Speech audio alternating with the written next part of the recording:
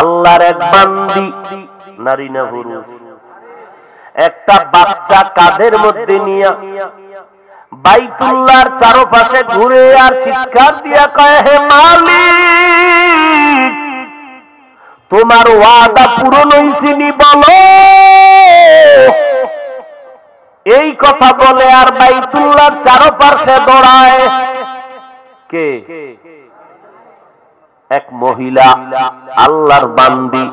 বাচ্চাটারে কোলের মধ্যে কাঁধে উঠাইয়া, বাইতুল্লাহ এমন একটা ঘর যেখানে ধনী নাই, গরিব নাই, আলেম নাই, মূর্খ নাই, সবার একটাই আওয়াজ, ভিন্ন কোনো আওয়াজ নাই। লাব্বাইক আল্লাহুম্মা লাব্বাইক, লাব্বাইক লা শারীকা লাকা লাব্বাইক, ইন্নাল হামদা ওয়ান নি'মাতা লাকা ওয়াল মুলক লা শারীকা লাক। কিন্তু এই আল্লাহর বান্দিটা লাব্বাইকের আওয়াজ দেয় না, বাচ্চাটারে কাঁধের মধ্যে নিয়া ঘুরে আর খালি একটা আওয়াজ দেয়, ও মালিক, তোমার ওয়াদা পূরণ করতে পারছিনি, দয়া করে বলো। একজন বড় আল্লাহওয়ালা মুত্তাকি পরহেজগারের নজর পড়ে গেল। মহিলা লাব্বাইকের আওয়াজ না দিয়া চিল্লাইয়া কয়, ও মালিক, তোমার ওয়াদা পূরণ হইছিনি, একটু বলো না মালিক। আল্লাহর বান্দা বুজুর্গ মুত্তাকি তাওয়াফ শেষ হওয়ার পরে আল্লাহর বান্দিকে এক পার্শ্বে ডেকে বললেন, এই মা, বলো, তুমি বাচ্চাটারে কাঁধের মধ্যে নিয়ে লাব্বাইকের আওয়াজ দিবা, এটাই তো নিয়ম, কিন্তু লাব্বাইকের আওয়াজ বাদ দিয়া আবেগ জড়িত কণ্ঠে, কান্না মাখা জবানে কেন তুমি বলতেছো, ও মালিক, বলো, তোমার ওয়াদা পূরণ করতে পারছিনি। ও মা, তোমার এই কারণটা কি? এবার আল্লাহর বান্দি বলে, ও আল্লাহর ওলি, এর পেছনে আমার হৃদয় বিদরক বড় লম্বা সূত্র আছে। আমি এমনিতেই লাব্বাইকের আওয়াজ আমি বন্ধ করি নাই, এমনিতেই আমি আমার মালিকের ডাকিয়া ওয়াদার কথা বলি নাই। আমি যেই বাচ্চাটা কোলের মধ্যে নিয়ে আজ এখানে কান্না করি আর আমার মালিকের ডাকতেছি, এই বাচ্চাটা আমার কোলে পাইতে বড় কষ্ট হয়েছে আমার। এই বাচ্চাটা আমি আরামে কোলে পাই নাই, আমি মা কত কষ্ট করেছি, বিবরণ দাও বড় কঠিন জিনিস। এই বাচ্চাটারে আমার কোল পর্যন্ত পাইতে গিয়ে আমার বহু সাধনা করা লাগছে। আল্লাহর ওলি বলে, যদি বিরক্ত মনে না নেন, আমাকে একটু বলবেন, হতে পারে এর থেকে কিছু উপদেশ নেওয়া যেতে পারে। কসাসুল আউয়ালিন মাওয়াইজুল আখিরিন, অতীতের ইতিহাস পরবর্তী প্রজন্মদের জন্য উপদেশ বাণী, শিক্ষা গ্রহণ করো। ও পর্দার আড়ালের আম্মা জানেরা, আল্লাহ কি পরিমাণ বান্দা বান্দিকে হেফাজত করেন, কারণ আমার আল্লাহর মতো দয়াময় কেউ নাই। আল্লাহ পাক বলেন, আমি বড় দয়া করিয়া আমার মানুষ বান্দা বান্দি বানাইছি। ও বান্দারা, নজর কর, এই জমিনের মধ্যে যে বসে আছো, এই জমিনটার থেকে প্রথম আসমানটা 500 বছরের দূরত্ব। ওই প্রথম আসমানটা আবার 500 বছরের মতো মোটা। মদিনার কামলেওয়ালা নবী, দু জাহানের সরদার নবী বলেন, প্রথম আসমানে আমি মেরাজে গিয়া দেখলাম 2টা করে দরওয়াজা, 2টা দরজা জামরা দিয়ে কুচ পাথর দ্বারা বানানো, দোনোটা দরজায় নূরের তৈরি তালা। এই তালা খোলা হলো, ফেরেশতা ভেতরে দারোয়ানগিরি করে। জিব্রাইল আমারে নিয়ে কয়, দরজা খুলো। দারোয়ান কে? বলে, আনা জিব্রাইল। আমি জিবরাইল। অমাম্মা তোমার সাথে কে? বলে হুয়া মুহাম্মদ, আমার সাথে শেষ নবী মুহাম্মদ সাল্লাল্লাহু আলাইহি ওয়াসাল্লাম। বলে আসছো কেন? আল্লাহর অনুমতি আছে নি? কয় আছে। কয়বার দরজার তালা খুলো? কয় আমার কাছে তো চাবি নাই। কয় চাবি কই? বলে চাবি হলো বিসমিল্লাহির রহমানির রহিম। নবী বলেন আমি বিসমিল্লাহ বলিয়া দরজার তালা খুলিয়া ভেতরে ঢুকলাম। এক একটা আসমান দেখলাম 7টা পর্যন্ত আসমান। প্রত্যেকটা আসমান 500 বছরের মোটা। প্রত্যেকটা আসমানে 2টা করে দরওয়াজা, 2টা করে নূরের তালা। চাবি হলো বিসমিল্লাহ। আমি প্রত্যেকটা আসমান ঘুরলাম। এই যে আসমান, এক একটা আসমান মোটা 500 বছর, আবার এক আসমান থেকে আর এক আসমানের মাঝখানে মহাশূন্য খালি জায়গা 500 বছরের দূরত্ব। এই 7টা মহাশূন্য আর 7টা আসমান পারাপারি দিয়া আমি আরশে আজিম পর্যন্ত গেলাম। চতুর্থ আসমানটায় যখন ঢুকছিলাম, উপরেও 3টা আসমান, নিচেও 3টা আসমান। চতুর্থ আসমানে আল্লাহ পাক দুনিয়াতে আলো দেওয়ার সূর্যটারে সেট করে রেখেছে। সূর্য কত আসমান? জোরে বলেন। চতুর্থ আসমানে আল্লাহর বানানো সূর্য। 3টা আসমান এবং 3টা মহাশূন্য ভেদ করে জমিনে সূর্য আলো দেয়। বলে 500 বছরের মতো মোটা মোটা 3টা বড় আসমান ভেদ করে সূর্য কিভাবে জমিনে আলো দেয়? বিজ্ঞানীরা কয় ওই যে চতুর্থ আসমানের সূর্য, এই জমিনটা যত বড় তার থেকে 13 লক্ষ গুণ বড়। এখান থেকে 9 কোটি 30 লক্ষ মাইল উপরে সূর্য। আল্লাহর নবী বলে ও উম্মতের দল, আল্লাহ আমাকে সব ঘুরাইয়া ঘুরাইয়া দেখাইলেন। আমি দেখলাম আল্লাহ যতটা আসমান বানাইছেন সব আসমান হলো স্বচ্ছ গ্লাস দ্বারা তৈরি।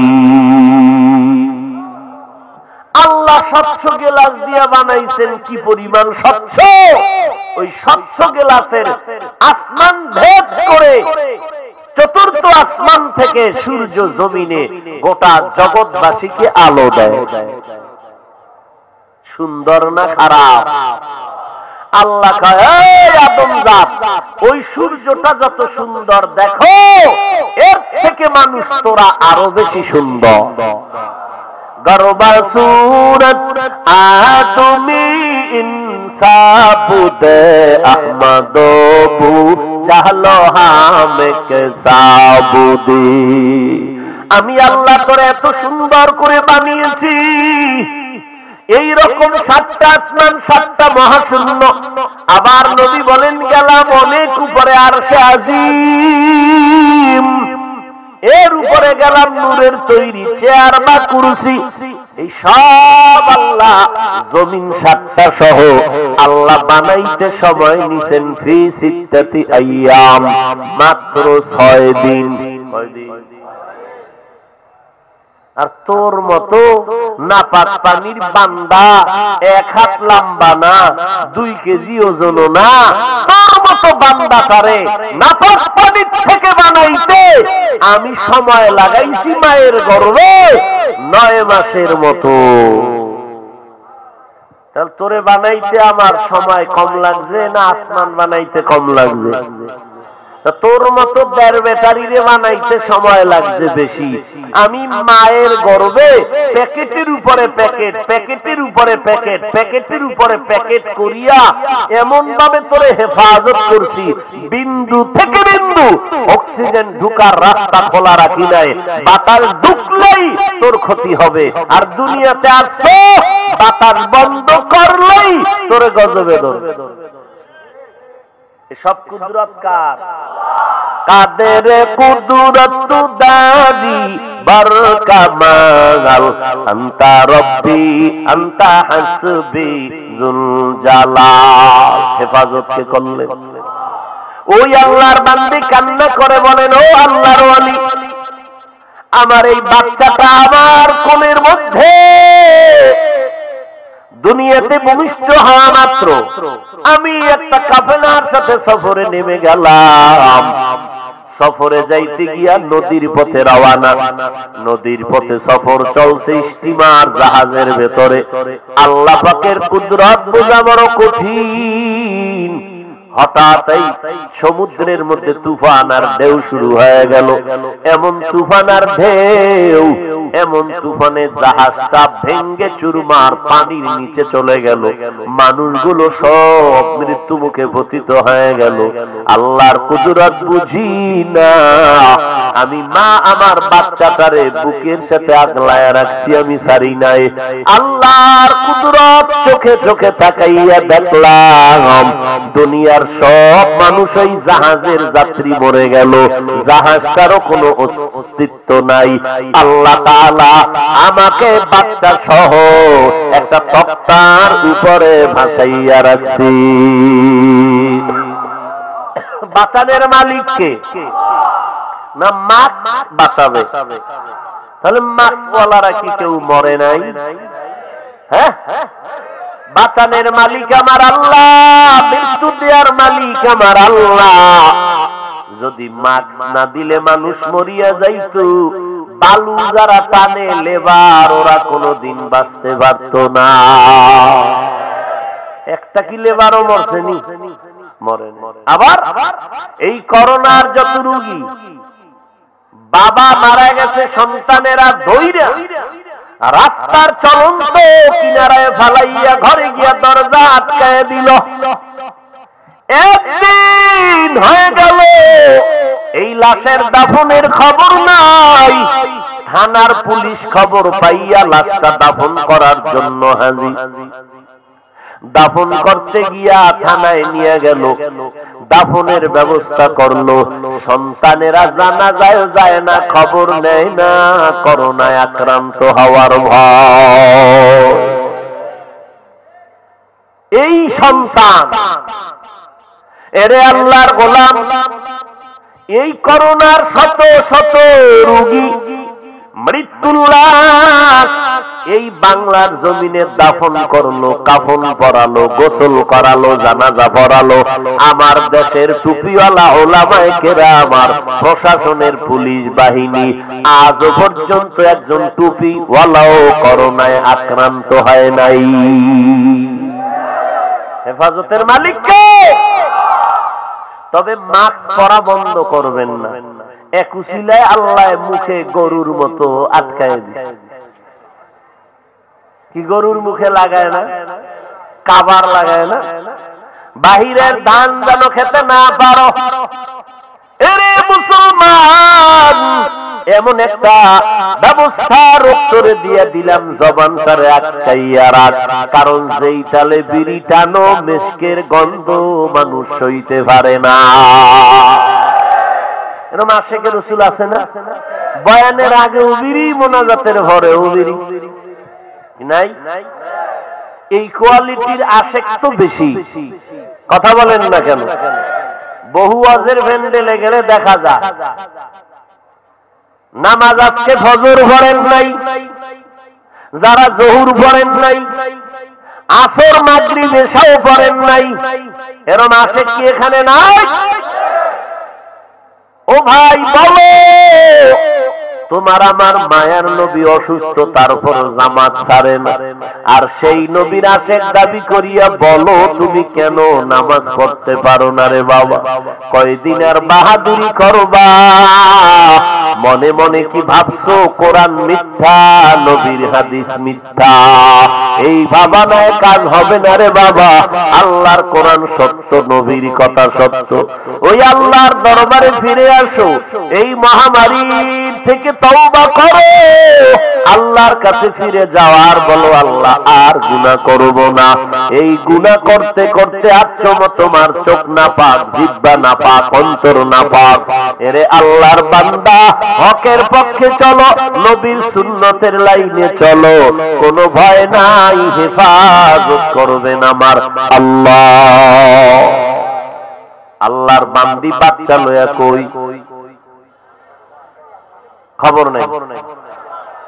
তক্তার উপরে সমুদ্রের মধ্যে ভাসতেছে, আল্লাহ পাকের কুদরত। আল্লাহর বান্দি কয় যখন তক্তাটা সমুদ্রের উপরে ভাসতেছিলাম বাচ্চারে নিয়ে, হঠাৎ করে নজর করে দেখলাম একটা জালেম আমার দিকে আগাইতেছে, বড় জালেম আমার দিকে আগাইয়া কিনারায় আসিয়া কয় আমারে তোমার তক্তার উপরে নিবানি। জালেম যখন এই কথা বলছে, খবরদার আমার দিকে চোখ তুলে তাকাবি না রে বেঈমান, আমি আল্লাহর পেয়ারা বান্দি, আমি গুনাহ করি না, গুনাহকে সমর্থন করি না, জীবনে একদিন আসছি একদিন চলে যাব। এই জালেম বিপদ মুহূর্তে আমারে বিপদে ফেলবি না। আল্লাহর বান্দি কয় এই জালেম বেঈমান লাফ দিয়া আমার তক্তার পেছনে আইসা এবার আমাকে দুই হাত দিয়া ধরলো, ধরিয়া কয় আমার মনের কথা মানবি নাকি বাচ্চাটারে ফালাইয়া দিব। আমি মাওলার কাছে সাহায্য চাইলাম, আল্লাহ তুমি ইজ্জতের মালিক, এই জালেমেরা জুলুম করিয়া কতই না ক্ষতি করতে চায়, কত জালেমেরা ইসলামের বিরোধিতা করে। আমার নবীর দোষ নাই, কোরআনের দোষ নাই, ইসলামটা কত পবিত্র, কিন্তু কত মুনাফিক জালেমেরা বেঈমানের পা চাটা গোলাম হইয়া আলেমের গালি দেয়, কোরআনের বিরুদ্ধে কথা কয়, আল্লাহওয়ালার বিরোধিতা করে। এরকম জালেম মুসলমান ব্যানারওয়ালা মুনাফিক আছে না? না আছে না? কি বয়ান শুনবি রে যুবক, ইমান নিয়ে মরবি পরে বেঁচে থাকাই তো বড় কঠিন। কেমনে ইমান নিয়ে বেঁচে থাকবে যুবক, একটু বল, তোর পায়ে হাত রেখে বলি রে যুবক, আমিও মুসলমান তুমিও মুসলমান, আমার আল্লাহ তোমার আল্লাহ, আমার নবী তোমার নবী এক, আমার কোরআন তোমার কোরআন এক, আমার কাবা তোমাদের কাবা এক। আমি আসছি দুনিয়া, তুমি কালার পছন্দ করো সবুজ, কাফন দাও সবুজ পরিয়া কবরে যাও।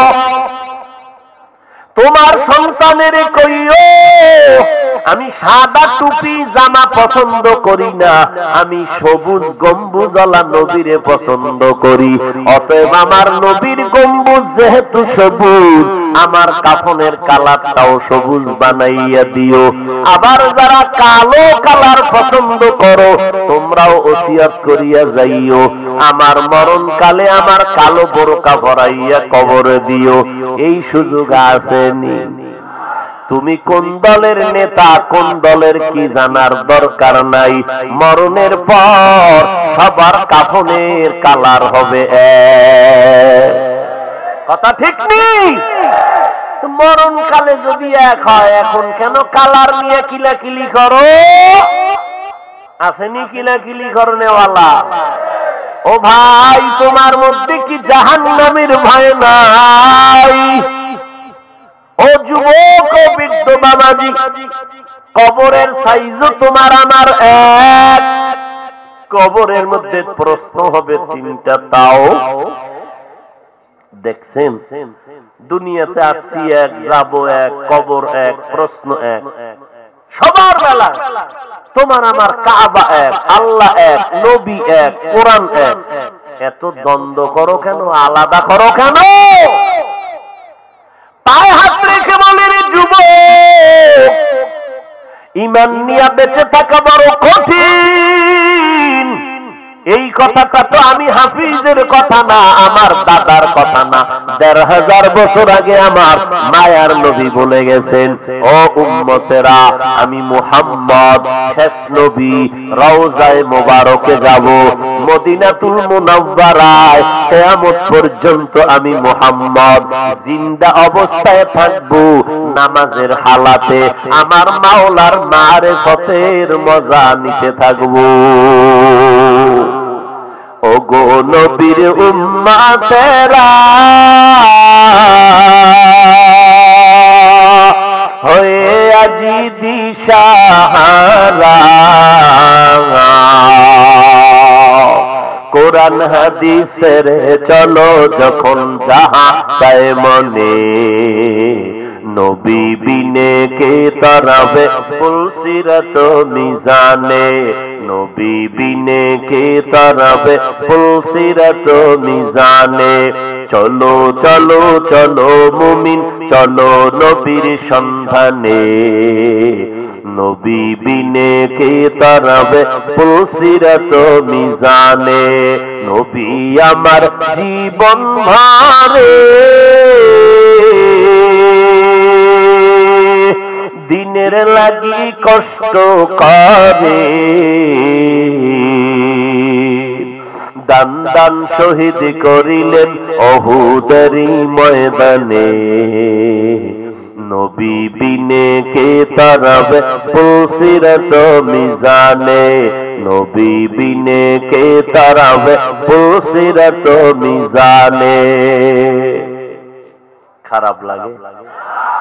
তাহলে কেন তওবা করো না আর আল্লাহকে বলো না, আল্লাহ ইউটিউবটা যখন খুলবো মক্কা মদিনার ইমাম সাহেবের কোরআনের তেলাওয়াত শুনবো, আর কখনো বেঈমান বেহায়া বেশ্যা নারীর গানের আওয়াজ কানে আর দিব না। রাজি আছো? যুবকেরা যদি ভুল বলি দাঁড়াইয়া বল, হাফিজ ভাই তোমার কথাটা ঠিক লাইনে হয় নাই, দাঁড়াইয়া দাও কোরআন হাদিস দিয়া, সবার কাছে তওবা করব, ভুলটা স্বীকার করব। যদি বলো ভাইজান সঠিক, তাই পাও দুইটা আগাইয়া দাও, আমি তোমার পায়ে হাত ধরিয়া বলতে রাজি, নবীরে আর কষ্ট দিও না। আমার নবীর কোনো গুনাহ নাই, আমার নবীর চেহারা তাকাইলে গুনাহ মাফ। কেমন মায়ার নবী পাইছো রে চান্দিনার মুসলমান, যেই নবীর শরীর মুবারকে মশা মাছি পড়া হারাম, যেই নবীর ঘাম থেকে মেশকের ঘেরান পাওয়া যায়। কেমন মায়ার নবী পাইছো রে মুসলমানের দলেরা, আমার নবী রাস্তা দিয়া হাতে দুপার্শ্বের গাছ নুইয়া নুইয়া আমার নবীরে সালাম জানাই। কেমন মায়ার নবী আমার নবীর শরীরে যেন সূর্যের গরম কষ্ট না দেয়, মেঘের খণ্ড ছায়া দিতেছে। আমার নবী যেখানে কদম রাখে ওখান থেকে মেশকের ঘেরান আসতেছে। ওই মায়ার নবী তোমার আমার জন্য কত বড় পাগল।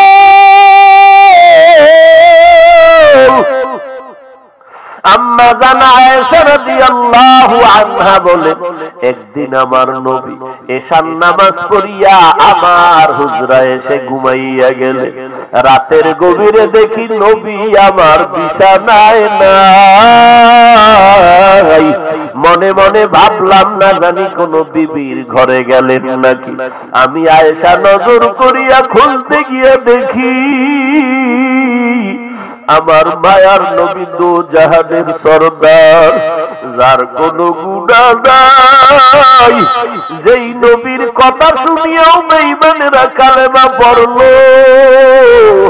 ১,৫০০ বছর পরেও আমার নবীর আদর্শ দেখিয়া কত বেঈমানেরা কালেমা পড়ে মুসলমান হলো। আম্মা জান আয়েশা বলে, নবীরে গিয়া দেখি জান্নাতুল বাকি কবরস্থানে দাঁড়াইয়া কান্না করে, আর রাতের গভীরে আসমানের দিকে তাকাইয়া বলে, ও মালিক,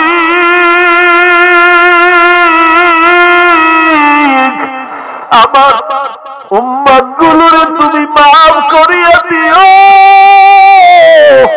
আমার উম্মতের তুমি ক্ষমা করিয়া দিও। ও চান্দিনার মুসলমানের একটু বল, আমার ওই নবীর দাঁত ভাঙ্গা নবীর সুন্নতের আমল ইহুদিরা, খ্রিস্টানেরা, হিন্দুরা, বৌদ্ধরা করবে কিনা বল। হিন্দুরাও করবে না, বৌদ্ধরাও নবীর সুন্নতের টুপি পরবে না, দাড়ি লম্বা করবে না। ও চান্দিনার মানুষ, আমার মায়ার নবীর সুন্নতের আমল করবে মুসলমান, অথচ এত বয়ান তাবলীগওয়ালারা বয়ান করে, পীর সাহেবরা বয়ান করে, জুমার দিন খতিবেরা বয়ান করে। আমার মায়ার নবীর সুন্নতের দাড়ি কেন লম্বা করতে পারো না রে আশিক?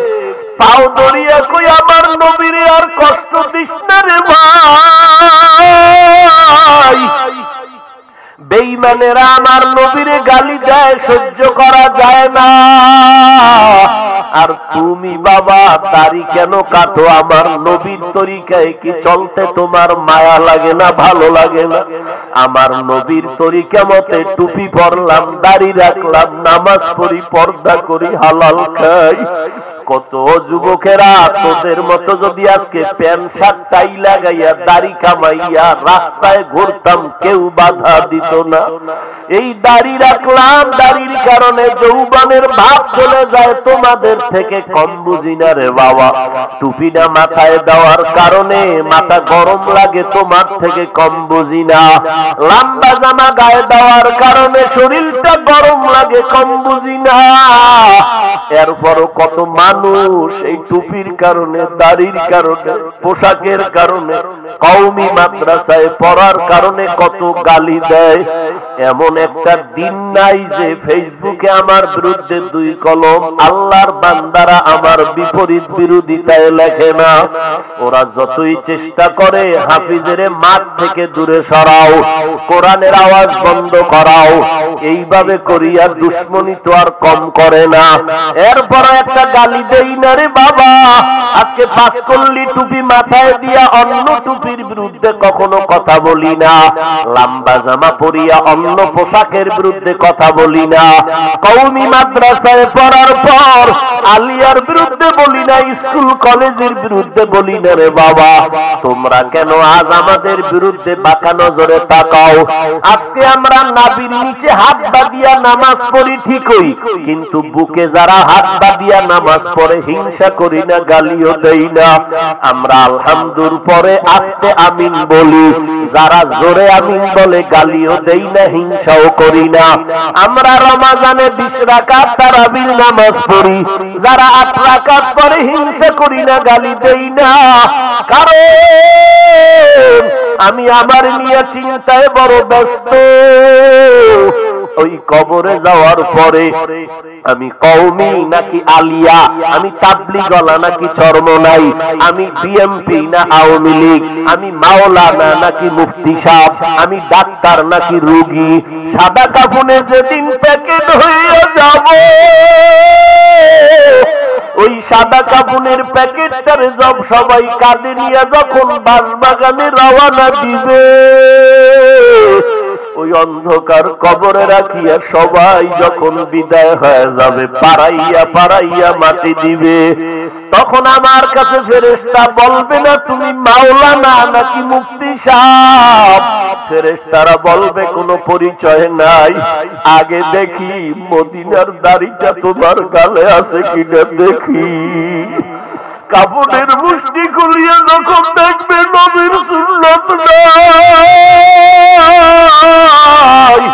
ফেরেশতারা বুঝবে এটা নবীর বড় দুশমন। এইবার ফেরেশতারা বলবে কোনো কথা নাই, 3টা প্রশ্নের জবাব দাও। রবের পরিচয় দাও, ধর্মের পরিচয় দাও, রহমাতুল লিল আলামিনের পরিচয় দাও। আল্লাহর নবী বলেন, দুনিয়াতে যারা রবের গোলামি করিয়া কবরে যাবে, সাথে সাথে তারা জবাব দিবে রব্বি আল্লাহ, আমার রব আর কেউ না। আমার রব কোনো ব্যক্তি না, কোনো নেতা না, কোনো দলের ব্যক্তি না, আমার রব আমার আল্লাহ। আল্লাহ ছাড়া আমার আপন কেউ নাই। যারা ইসলাম অনুযায়ী চলবে তারা কবরে গিয়া জবাব দিবে দীনিয়াল ইসলাম। যারা আমার মায়ার নবীর সুন্নাত অনুযায়ী চলবে, আঙ্গুলের নখগুলো কেমনে কাটবা কেমনে রাখবা সেখানেও নবীর সুন্নাত যারা মানবে, মাথার চুলগুলো কেমনে কাটবা কেমনে রাখবা ওখানেও নবীর সুন্নাত যারা মানবে, বান্দা জুতা দুইটা কেমনে পায়ে পরবা খুলবা ওখানেও নবীর সুন্নাত যারা মানবে, বাথরুমে কেমনে যাইবা কেমনে বের হইবা কেমনে বসবা পানি খরচ কেমনে করবা এখানেও নবীর সুন্নাত যারা মানবে। ওরে বান্দা পোশাকটা গায়ে কেমনে দিবা আর খুলবা ওখানেও নবীর সুন্নাত যারা মানবে, হাঁটতে চলতে উঠতে বসতে সব সময় যারা সুন্নতের মালা গলায় লাগায় চলবে, এদের সামনে আমার নবীর সাথে একটা রাস্তা বানাইয়া দেওয়া হবে। ফেরেশতারা বলবে চিনুনি তাকাইয়া দেখ, ওই নবীর আশিক যারা সুন্নত ছাড়া চলে নাই, গলায় পাগড়ি নামাজের সময় পাগড়ি, খানা খাইতে গেলে দস্তারখান বিছায়া খাইতো, এরে বান্দা নবীর সুন্নতের উপরে আমল করত, দরুদ সালাম ছাড়া জবানে কোনো গালি নাই, বেহুদা কথা নাই, সব সময় ঠোঁট নড়াচড়া করে। ভাই তুমি নবীর আশিক? বলে হা। বারবার ঠোঁট নাড়াইয়া কি পড়ো? একবার কয় মাওলার জিকির করি, একবার বলে কোরআন শরীফ তেলাওয়াত করি। বলে বাবা তুমি ঠোঁট নাড়াইয়া কি পড়ো? কয় নবীর জন্য দরুদ শরীফ পড়ি, কারণ আমার আখিরাতের কামাই রুজি বড় কম হয়ে গেছে, আল্লাহ যত নিয়ামত দিছে সেই তুলনায় আমি বড় দুর্বল। নবীর যারা সুন্নতের পাগল, আমার নবীরে দেখা মাত্র চিনিয়া ফালাইবে আর বলবি নি তো আমার মায়ার নবী। যেই নবীরে না দেখি আলেমদের বয়ান শুনিয়া টুপি মাথায় দিছি, নবীজির মোহাব্বতে দাড়ি রাখছি, নবীজির মোহাব্বতে জামা পরছি, নামাজ পড়ছি, পর্দা করছি, হালাল খাইছি, দুনিয়ার লোভে পড়িয়া নবীর বিরুদ্ধে যাই নাই, নবীর তরিকারে জবাই করি নাই। এইবার আল্লাহ সাথে সাথে ডাক দিবেন গাইবি আওয়াজ, এ কবরের ফেরেশতা আমার বান্দারে আর কষ্ট দিস না, কবরটারে একটা বড় পালাখানা বানাও, জান্নাতের সাথে একটা রাস্তা বানাও, আমার বান্দার এখনই কবরে বেহেশতের বিছানাটা বিছায়া দাও, আমার বান্দা এখন আরামে ঘুমায় যাবে। দুনিয়াতে আরামে ঘুমাইতে পারে নাই, রাতের বেলা সামান্য ঘুমাইতো, আবার শীতের দিন ঠান্ডা পানি দিয়া ওযু বানাইয়া সিজদায় পড়িয়া ডাক দিয়ে বলতো আমি হাজির, ও মালিক আমি সারা রাত ঘুমাই না, কারণ তুমি প্রথম আসমানে আইসা ডাকতেছো, আমি তো ঘুমাইয়া থাকতে পারি না। ঘরের দরজায় যদি রাত্র ৩টার সময় কোন ছাত্রের ওস্তাদ আইয়া ডাক দেয়, ভালো ছাত্র আদবওয়ালা ঘুমাইয়া থাকতে পারবে না।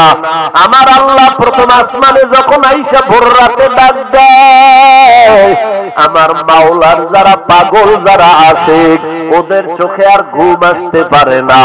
আল্লাহ বলবে ফেরেশতা ডিস্টার্ব করবা না, আমার বান্দা এখন আরামে ঘুমাবে, বেহেশতের আরামের বাতাস পাবে, কিয়ামত পর্যন্ত এই ঘুম যেন নষ্ট না হয়। ফেরেশতারা আমার বান্দারে পাহারা দাও। আল্লাহ না করুন নবীজি বলেন দুনিয়াতে যারা রবের গোলামি করবে না, ইসলামের আমল করবে না, সুন্নত অনুযায়ী চলবে না, নিজেও টুপি পরে না, এমন কপাল পোড়া আর একজনে নবীর সুন্নত মতো টুপি পরে তাও পছন্দ করে না, আছে না নাই?